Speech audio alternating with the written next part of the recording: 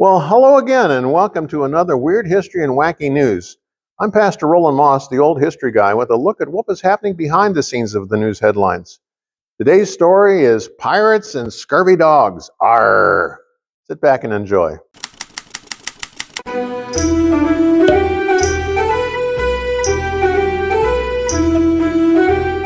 So who was the most successful pirate?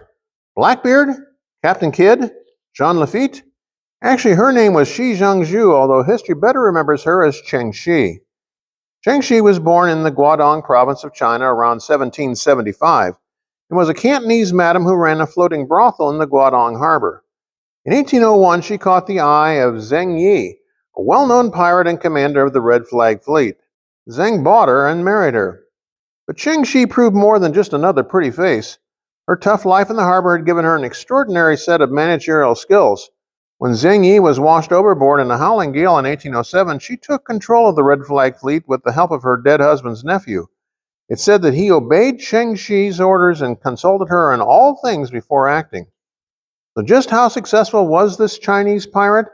She skillfully commanded a coalition of 1,800 ships crewed by 40,000 to 60,000 cutthroats and clashed with the Portuguese Empire, the East India Company, and the Qing dynasty of China.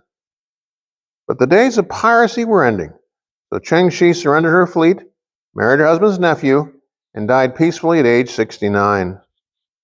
And in other news, what's the fastest growing area of theft these days? Electronic monetary transfers? Huge drug shipments? Gemstones? Actually, the hottest commodity being stolen these days is sand, generating a profit of $70 billion annually. In India, armed sand mafias steal land from small villages and then strip away the sandy layer. Offshore, sand pirates illegally siphon it from the ocean floor while bribing officials to look the other way. Both cause catastrophic erosion.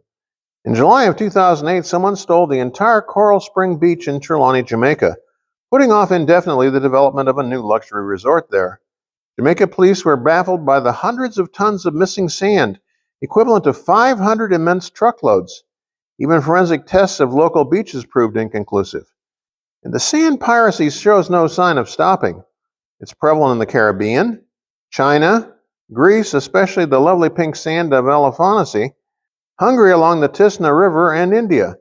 And desert sand is just too smooth to use. So where's all the sand going? Concrete.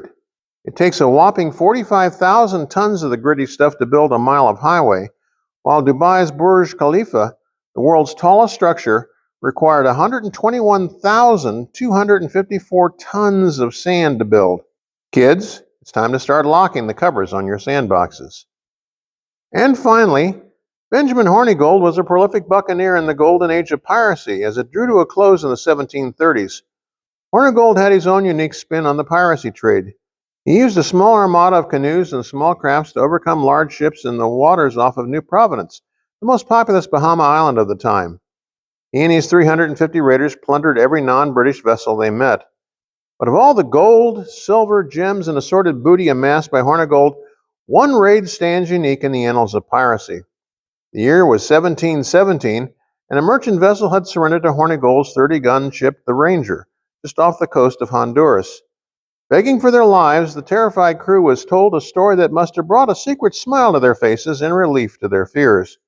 It seems that the pirate and his crew had gotten sloshed the previous night, and in a fit of woozy enthusiasm, they'd thrown their pirate hats in the air.